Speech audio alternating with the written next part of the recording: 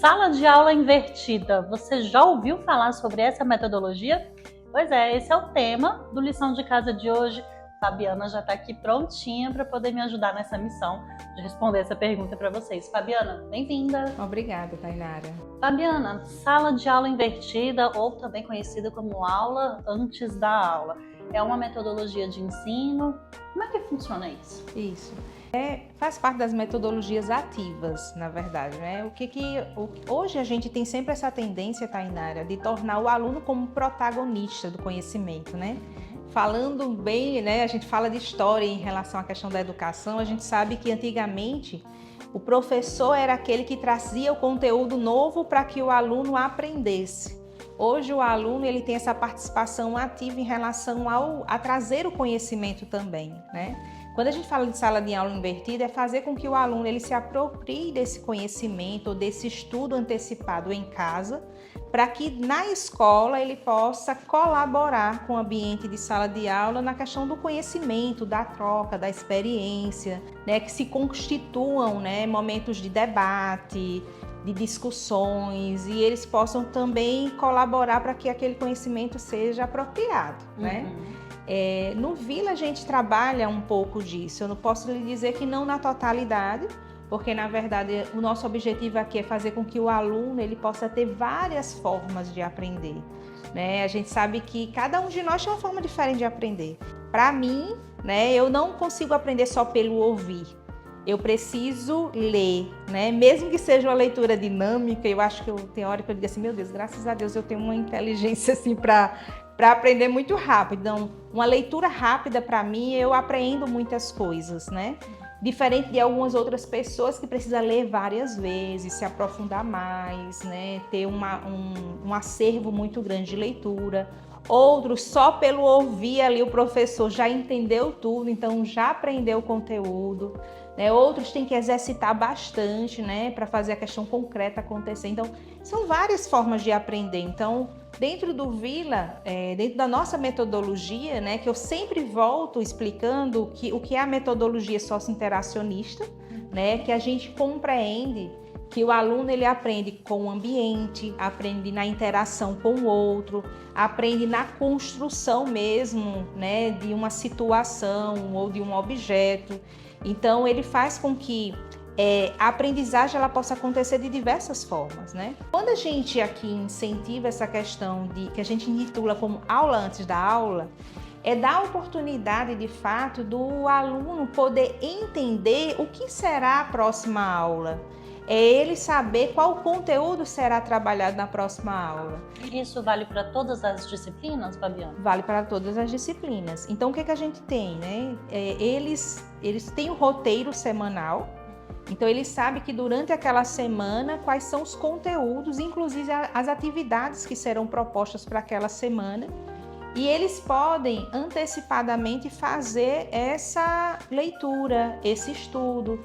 E é interessante, sabe, Tainara? Porque muitas vezes a gente tem alunos que eles têm um prazer por estudar alguns componentes específicos. Então, quando eles acabam tendo esse prazer por estudar esse componente específico, ele vai sempre querer se apropriar antecipadamente, antes da aula, e com isso ele contribui muito na hora da aula. Porque, por exemplo, né, eu até, muitas vezes eu reflito muito isso. Quando a gente vai para um local que a gente desconhece o que a gente vai ver, a gente observa mais, a gente se cala mais. Então, muitas vezes eu não trago um conhecimento prévio para poder melhorar a discussão. Então, eu deixo muito a cargo de quem está apresentando o que eu vou aprender, né? Quando eu tenho essa oportunidade de fazer esse estudo prévio, e na verdade esse estudo prévio não quer dizer que ele tem que ser o suficiente para que na sala não haja o aprofundamento do conteúdo. Porque eu digo o seguinte, todas as vezes que o aluno ele consegue fazer esse conhecimento prévio daquele conteúdo, imagina o quanto ele vai contribuir com o professor sobre perguntas, né? Com as perguntas. Porque ele vai fazendo conexões, né, do que ele viu em casa, o que o professor está trazendo naquele momento. E também o professor acaba precisando se aprofundar muito mais e trazer muito mais contribuições para aquele tema, porque as perguntas serão muito mais apropriadas, né? Então eu vejo que quanto mais a gente gera esse desejo do aluno a conhecer, a gente faz com que o que acontece dentro de sala de aula se torne muito mais rico. Não, e acontece que essa metodologia, salvo engano, vem dos Estados Unidos, ali em meados de 2006, 2009, e o que acontece? A gente vem ali com essa coisa da internet. Então, se o aluno já tem as referências do material didático, né, porque já é repassado com base no nosso material didático, mas ele pode até usar a internet para tentar aprofundar um pouquinho mais, expandir a leitura, esse conhecimento e trazer essa vantagem para dentro da sala de aula, onde ele vai compartilhar ainda mais com os colegas. Isso fica mais, como é que eu posso dizer, a aula fica mais proveitosa. Totalmente, totalmente. Eu até muitas vezes brinco com os professores, né, em relação a treinamento, que eu falo para eles que não existe mais conteúdo novo, né? Porque antigamente a gente chegava em sala de aula, né, e dizia, olha, turma, nós vamos iniciar hoje um conteúdo novo. É verdade. Né? Com a internet existe conteúdo novo, Tainara? Não existe. Mudou demais, porque hoje a gente vê que os meninos, o quanto eles aprendem no YouTube, no TikTok, no Instagram, né? Nos shorts aí da vida. Então, o que acontece? A gente percebe como os conteúdos hoje, eles extrapolam o livro, né? Quanto eles extrapolam a sala de aula.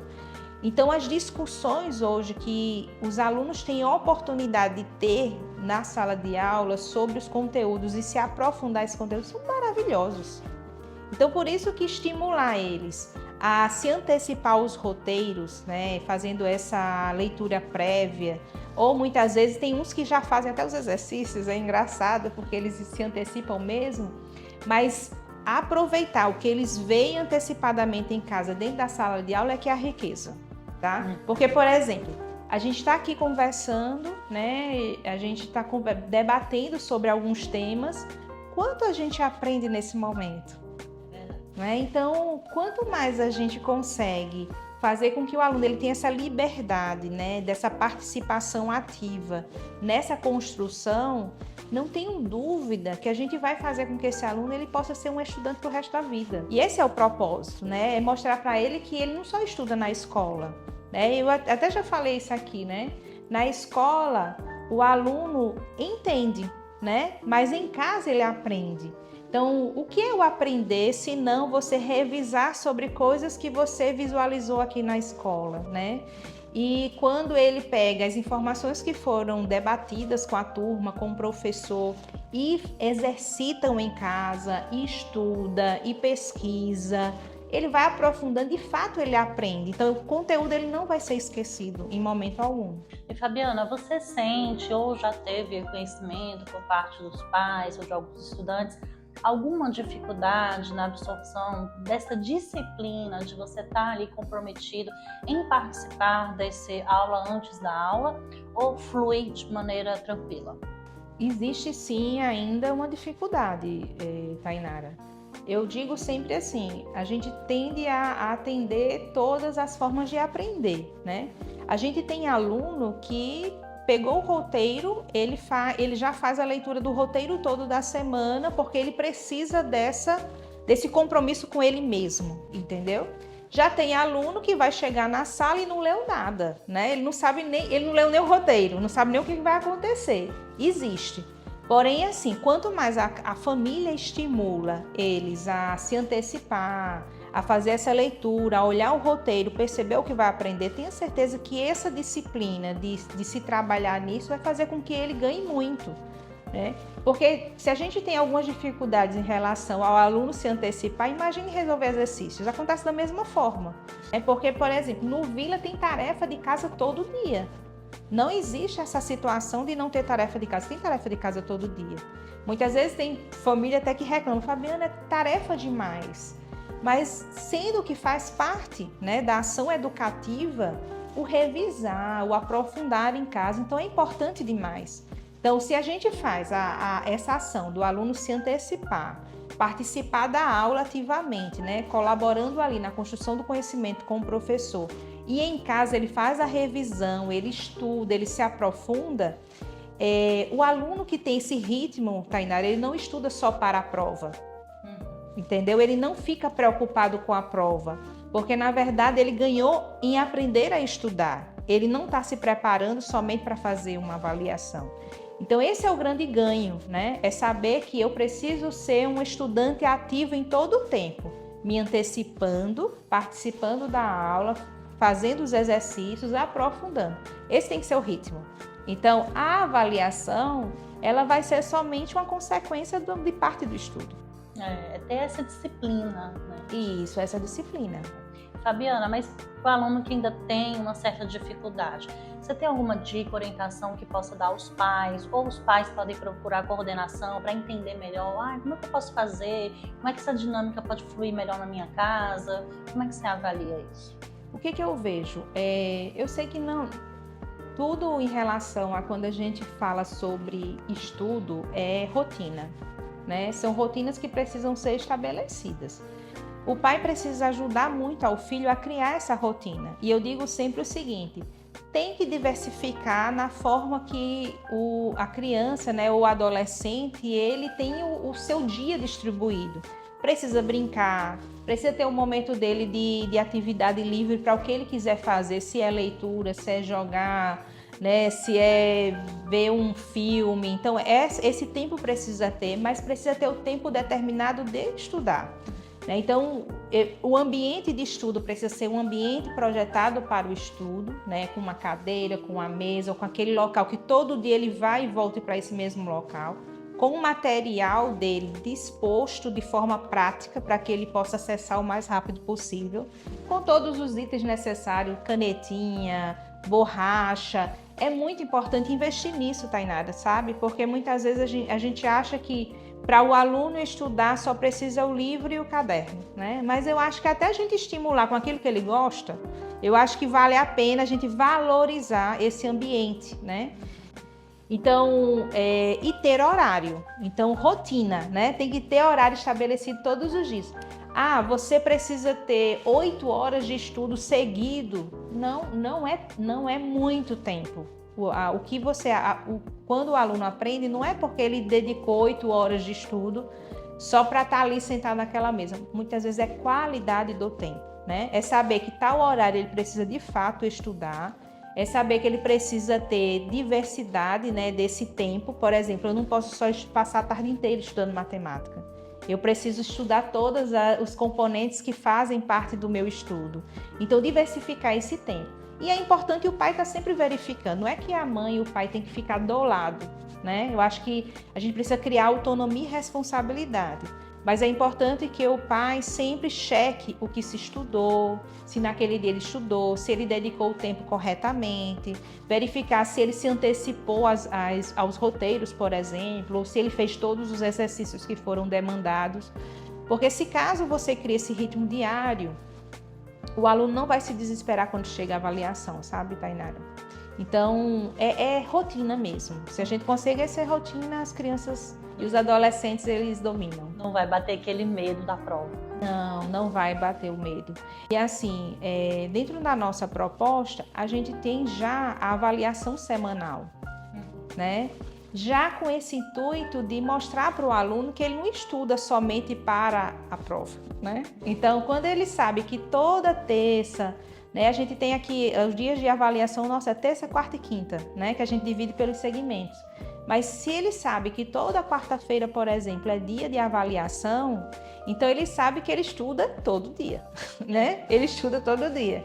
Então é esse estímulo que a gente sempre quer fazer, mas para que a gente crie realmente estudantes, né? E o estudar é estudar para a vida toda, né? Não tem como a gente dizer que nós somos profissionais hoje e que a gente não está o tempo inteiro se atualizando, né? Eu digo que eu estudo sobre tudo, né? Como gestora de escola, eu estudo sobre tudo.